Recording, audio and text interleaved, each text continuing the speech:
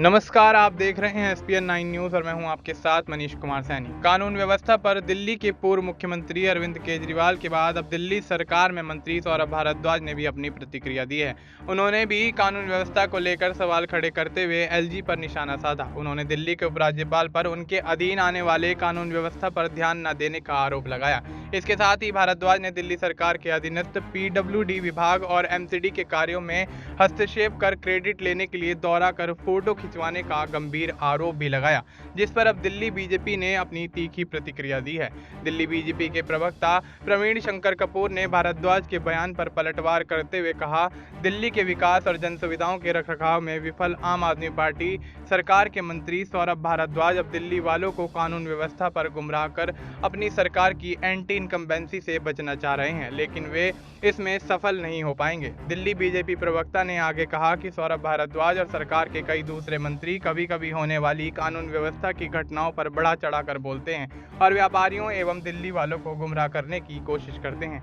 BJP नेता प्रवीण शंकर कपूर ने यह भी कहा कि इसमें कोई शक नहीं है कि बीजेपी दिल्ली में कभी कभार होने वाली क्राइम घटनाओं पर भी पूरी तरह से रोक चाहती है, लेकिन इस बात को ध्यान में रखना होगा कि दिल्ली पुलिस का क्राइम डिटेक्शन रिकॉर्ड बहुत अच्छा रहा है। उन्होंने कहा, दिल्ली पुलिस सामान्य तौर पर किसी भी व्यापारी या सामान्य नागरिक के साथ होने वाली आपराधिक घटना को 2 से 4 दिन में हल कर अपराधियों को गिरफ्तार कर लेती है। भारद्वाज और अन्य आप नेता बदहाल नागरिक सुविधाओं की स्थिति सुधारने पर ध्यान दें। अब ऐसे में दिल्ली विधानसभा चुनाव से पहले दिल्ली सरकार और भारतीय जनता पार्टी के बीच सियासी खींचतान देखने को मिल रहा है और जिस तरह से देखा जाए तो भारतीय जनता पार्टी लोकसभा चुनाव में 7 सीटें कब्जाने में कामयाब रही, वहीं दिल्ली में आम आदमी पार्टी कहीं ना कहीं पिछड़ती हुई नजर आई। इंडिया गठबंधन के माध्यम से कांग्रेस के साथ चुनावी मैदान में उतरी आम आदमी पार्टी 4 सीटों में से 1 सीट भी नहीं जीत पाई और ऐसे में